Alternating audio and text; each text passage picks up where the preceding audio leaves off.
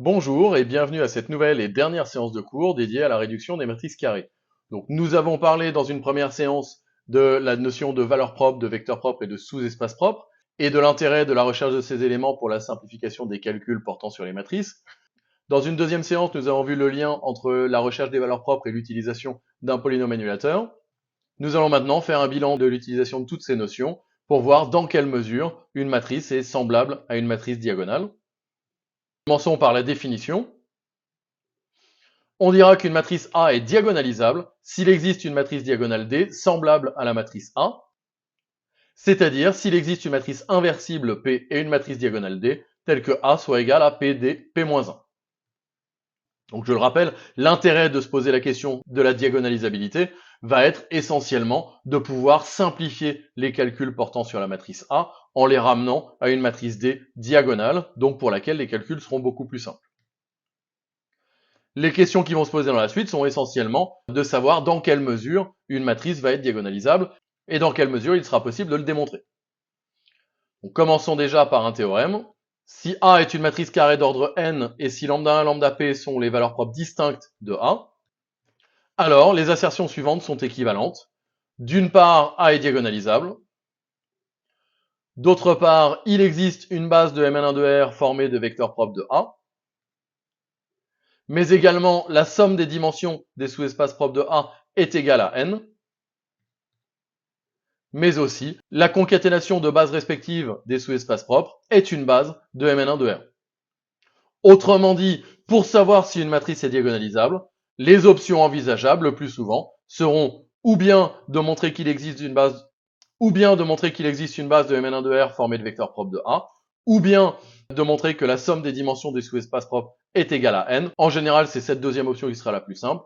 Ou bien enfin de justifier que la concaténation de bases des sous-espaces propres est une base de Mn1 de R. Toutes ces options, le plus souvent, reposeront sur un premier travail en amont qui consistera à la recherche des valeurs propres et des sous-espaces propres de A. On va pas démontrer tout le théorème. En revanche, on va démontrer juste l'équivalence du point 1 et du point 2. Je rappelle que d'une manière générale, de mon point de vue, l'intérêt de travailler les preuves, c'est d'une part de se familiariser avec les notions étudiées, d'autre part de donner des méthodes de raisonnement utilisant les nouvelles notions. Ensuite, évidemment, un autre intérêt, d'autre part, est que, en travaillant les preuves, on absorbe mieux les hypothèses des théorèmes et leurs résultats. Donc on va démontrer que le point 1 et le point 2 sont équivalents, c'est-à-dire qu'une matrice A de Mn de R est diagonalisable si et seulement si il existe une base de Mn1 de R formée de vecteurs propres de A. Alors tout d'abord, on va noter F, l'endomorphisme de Mn1 de R défini par quel que soit x appartenant à Mn1 de R, f de x égale AX. Je rappelle qu'alors A est la matrice représentative de F dans la base canonique de Mn1 de R, et que compte tenu de la définition, A est diagonalisable si et seulement si elle est semblable à une matrice diagonale, ça revient à dire qu'il existe une base dans laquelle la matrice représentative de F est diagonale.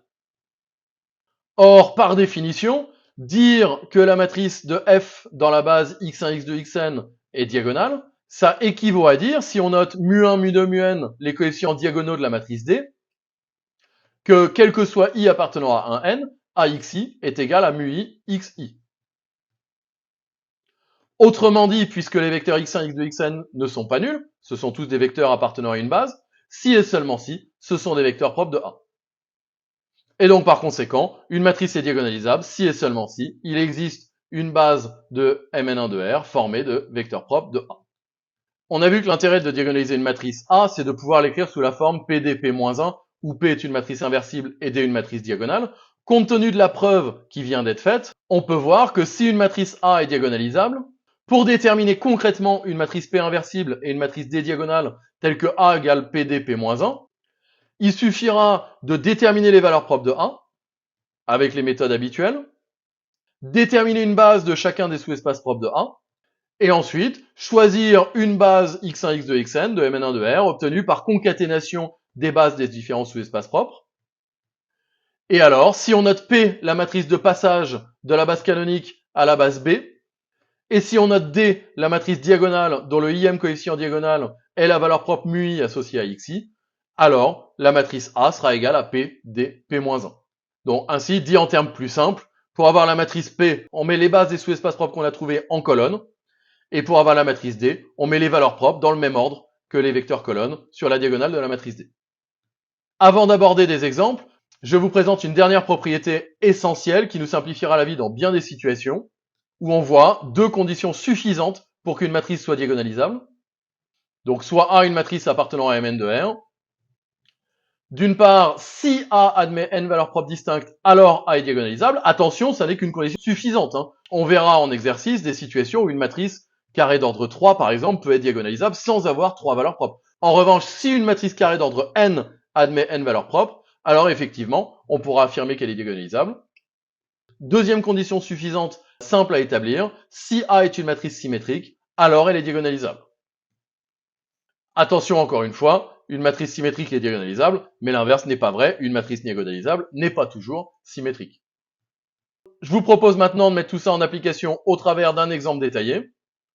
On considère une certaine matrice et on va démontrer que cette matrice est diagonalisable et choisir une matrice P et une matrice D telle que A soit égale à P dP-1 avec des diagonales.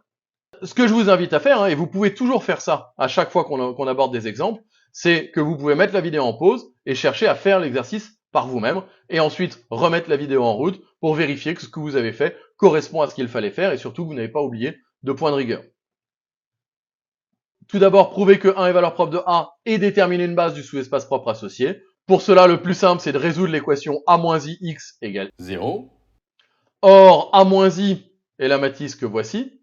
On peut remarquer que cette matrice n'est clairement pas inversible puisqu'elle a une colonne nulle, mais ça nous permettrait de justifier uniquement que 1 est valeur propre, ça ne nous donne pas une base du sous-espace propre, donc c'est pas utile de perdre son temps à justifier ça d'abord, autant directement résoudre l'équation, et en trouvant des solutions non nulles, ou plutôt en trouvant les solutions non nulles, on pourra d'une part dire que 1 est valeur propre, et d'autre part avoir toutes les solutions et donc une base du sous-espace propre.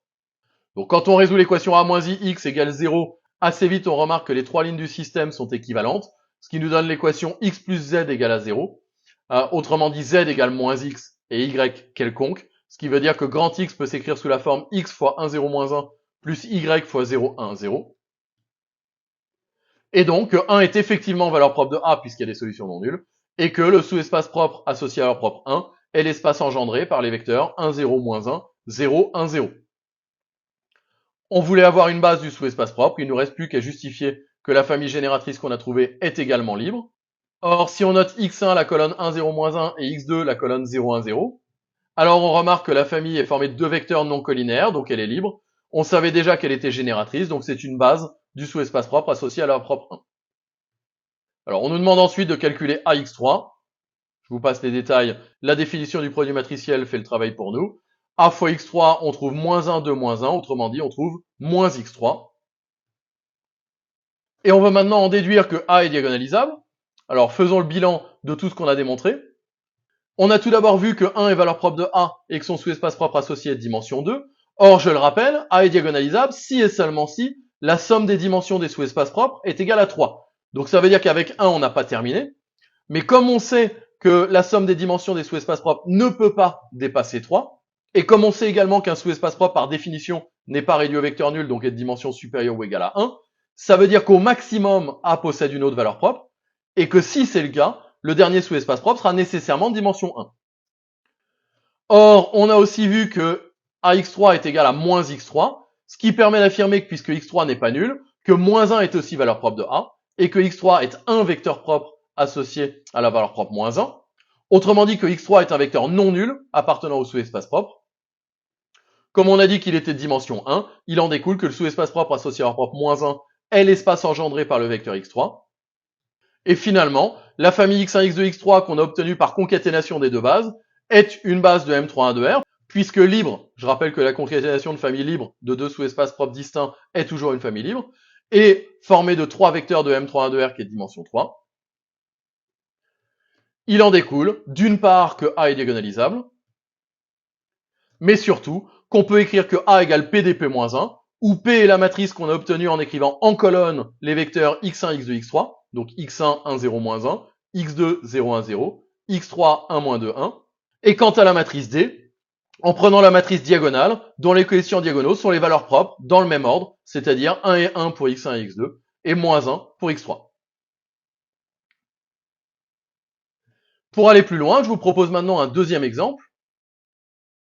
Donc on considère une nouvelle matrice B pour laquelle on se demande si elle est diagonalisable, de déterminer son rang puis une valeur propre, etc., etc. Alors justifier que la matrice B est diagonalisable, puisqu'on n'a pas encore fait de calcul et que c'est plus tard seulement qu'on cherche les valeurs propres, on doit se souvenir qu'on a vu des conditions suffisantes simples pour voir qu'une matrice est diagonalisable. Or ici, de manière immédiate, la matrice B est une matrice symétrique de M3 de R, donc elle est effectivement diagonalisable. Alors on se demande ensuite quel est le rang de B et on veut en déduire une valeur propre et la dimension du sous-espace propre associé. On sait que les trois colonnes de B sont égales et non nulles, donc le rang de B est égal à 1. Ne pas oublier de préciser que les colonnes sont non nulles, puisque la matrice nulle n'est pas une matrice de rang 1, même si ces colonnes sont toutes égales. Et donc, puisque la matrice est de rang 1, on peut affirmer que la matrice B n'est pas inversible, et donc que 0 est valeur propre de B.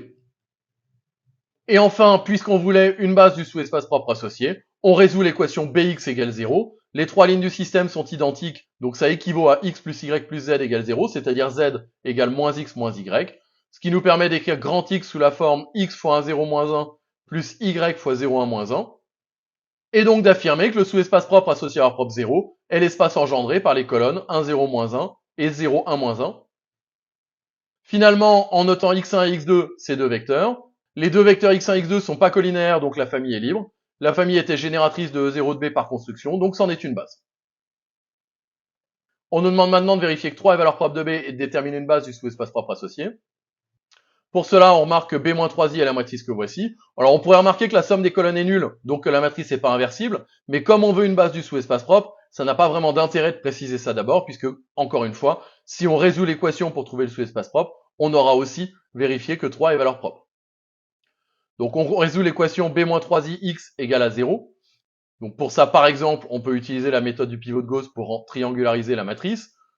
Je vous passe les détails du calcul, vous pouvez mettre sur pause si vous voulez les suivre. On arrive au système moins 2, 1, 1, 0, moins 3, 3, 0, 0, 0, x égale à 0. C'est-à-dire, moins 2x plus y plus z égale 0, moins 3y plus 3z égale 0. La deuxième ligne donne y égale z, et si on reporte dans la première, on obtient x égale y égale z. Ce qui permet d'affirmer, puisqu'il y a des solutions non nulles, que 3 est effectivement valeur propre de B, et que son sous-espace propre associé est l'espace engendré par le vecteur colonne 1, 1, 1. Puisque le vecteur x3 n'est pas nul, c'est donc une base de E3 de B. On veut maintenant en déduire une matrice P inversible et une matrice D diagonale telle que B égale PDP-1. Pour cela, je rappelle qu'on a déjà vu que la matrice B est diagonalisable, donc on a déjà l'existence. Et par ailleurs, puisque la somme des dimensions des sous-espaces propres qu'on a trouvés est égale à 3, on peut affirmer qu'il n'y a pas d'autres sous-espaces propres, mais aussi et surtout que la concaténation des bases qu'on a trouvées pour E0 et pour E3 est une base de M31 de R formée de vecteurs propres de B. Et il en découle que B est égal à PDP-1, avec P la matrice obtenue en écrivant x1, x2, x3 en colonne, et D la matrice diagonale dont les coefficients diagonaux sont les valeurs propres de B associées à x1, x2, x3 dans cet ordre. Voilà, on a désormais fait le tour des notions fondamentales du cours sur la réduction des matrices carrées. J'espère que ce cours vous aura été utile et je vous invite à approfondir vos connaissances en vous rendant par exemple sur mon site stéphanepretsey.com où vous trouverez des fiches de cours et des exemples et des exercices complémentaires avec des corrections détaillées. J'espère vous revoir très bientôt et je vous souhaite une bonne fin de journée.